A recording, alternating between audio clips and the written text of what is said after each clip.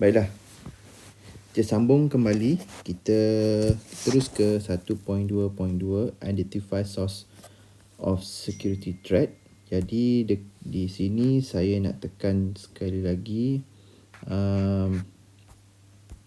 memandangkan kita nak tekankan berkenaan dengan source, bukan lagi type.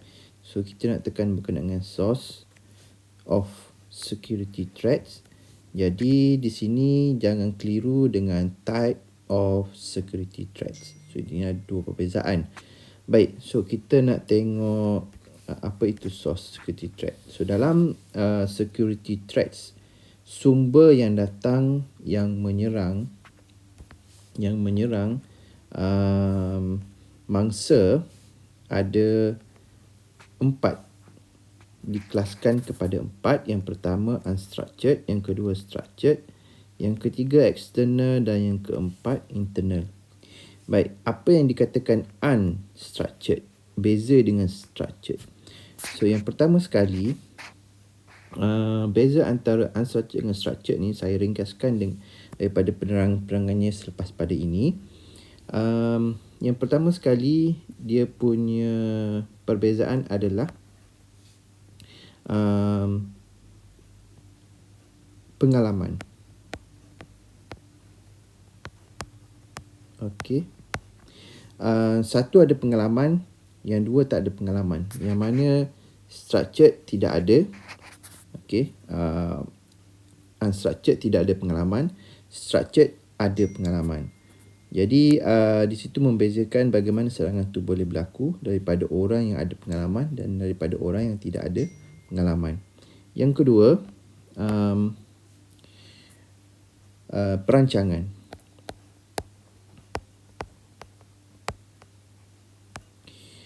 Unstructured, kita dah tahu unstructured kalau kita terjemahkan dia sebagai tidak berstruktur, jadi perancangannya tidak rapi. Berbanding dengan structured, perancangannya sangat rapi dan mungkin dia ada bantuan yang lain. So yang ketiga, quantity.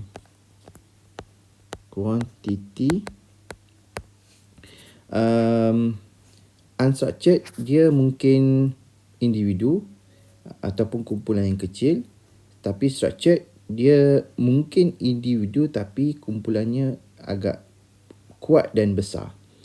Jadi structured ni dia perlukan perancangan yang rapi, dia perlukan kekuatan yang padu supaya serangan dia dapat dilakukan dengan baik.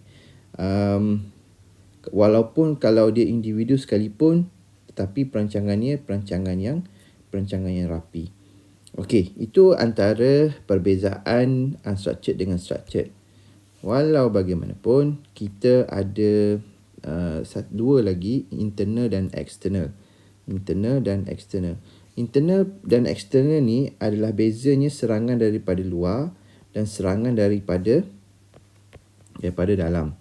So daripada dalam ni maksudnya apa? Daripada dalam ni perancangan yang dirancang, tak kisah dari mana dua pihak ni, dia datang daripada dalam, maksudnya ada pakatan dalam sesebuah syarikat yang dijadikan mangsa.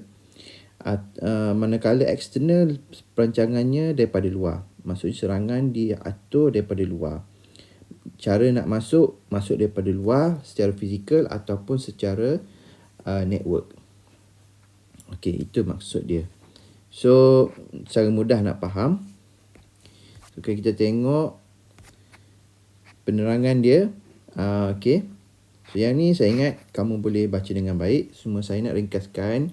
Unstructured threat ni consists mostly in inexperience. Sekali lagi saya gariskan perkataan inexperience, individu. Okey, selalunya individu ataupun kumpulan yang tidak ada pengalaman. Okey, dia menggunakan tools, hacking tools juga. Dia mesti ada hacking tools. Dan mungkin sekarang dah ada pelbagai hacking tools selain daripada shell script dan password cracker ni. Tapi sekarang dah banyak dah. Sebab YouTube dah banyak sumber. Okay. Even unstructured threat, they are only execute with the intent of testing and challenging a hacker skill, can still do serious damage. Okay. Tadi kita tidak bercakap pasal impact, tetapi kita bercakap berkenaan dengan pengalaman, kuantiti dan perancangan. Jadi impactnya, kedua-dua unstructured dan structured ni kemungkinan besar dia boleh menjadi high impact, serious damage. Okay. Baik.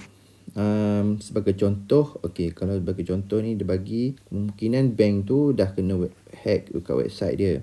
Kita tahu dekat bank dia tak ada masalah, sistem dia tak ada masalah, tapi dekat public issue dia nampak sistem tu down. Jadi kita tahu integrity company tu dah terjejas. Nampak itu yang berlaku. So unstructured ni guna pelbagai tools yang selalunya benda ni asas. Siapa-siapa pun akan guna. Yang pertama mungkin virus, mungkin worm dan mungkin trojan horse, cara dia nak rosakkan sistem tu. Structured pula, kita tengok structured. Structured threats come from hackers that are more high motivated. Yang ni lebih kepada yang ada high skill, high motivated, experience, semua tu adalah jenis yang structured. Satu lagi kita boleh panggil tambah experience. These people know system vulnerabilities and can understand and develop exploit code. Yang ni lebih kepada buat kod sendiri. So dia boleh buat kod dan dia boleh lancarkan kod tu sendiri. Kadang-kadang kod yang dibuat tu agak mustahil untuk dikesan dan dicegah sebab dia buat yang baru. Jadi mungkin orang tak tahu macam mana nak pecahkan kod dia. This group are often involved in major fraud. Sebab saya cakap tadi, dia perlukan kekuatan yang besar dan kuat untuk buat impact yang lagi besar. Dan pelbagai kes kecurian juga boleh berlaku dengan structured threat ni. External dia lebih kepada individu ataupun organisasi yang datang daripada luar. Yang buat kerja daripada luar target. This is the target. Ini target dia. This is the target. So dia datang daripada outside. They do not have authorized access. Quote perkataan ni, dia tak ada dia tak ada access untuk ke company ataupun ke sistem dalaman. Jadi they work their way into network mainly from the internet. Dia akan guna internet. Untuk tak payah guna dial-up ni. Untuk apa? Untuk access server. Jadi itu tujuan dia. Dia nak masuk tak boleh. Dia guna cara dia. Dia guna cara dia. Their way. Guna cara dia untuk masuk ke dalam company tersebut. Macam mana dia nak hancurkan target dia tu. So internal threat occur when someone has authorized access to the network with either an account on a server or physical access. Dia tak kisah macam mana dia boleh masuk, asalkan dia boleh dapat apa yang dia nak, seperti account server ataupun dia boleh sentuh barang dalam network tu. Maksudnya dia cuba masuk secara fizikal. Dia masuk badan dia dalam company tu, dia menyamar ke apa, dia boleh sentuh alat network, jadi tercapailah matlamat dia.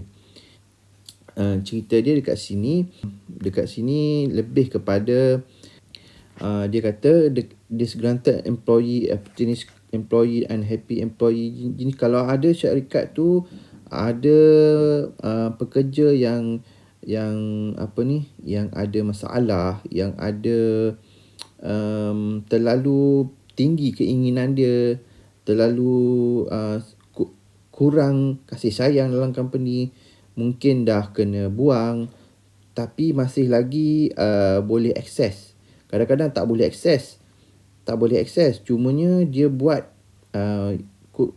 one day setup. Dia buat something sebelum dia kena buang. So dia tinggalkan something dalam tu supaya dia boleh datang balik untuk ambil ataupun akses ke tempat tu dengan mudah. Itu internal. So seterusnya, okay, itu saja untuk source. Saya tekan sekali lagi perkataan source of security threats. Bukan type, jangan tukar dengan type.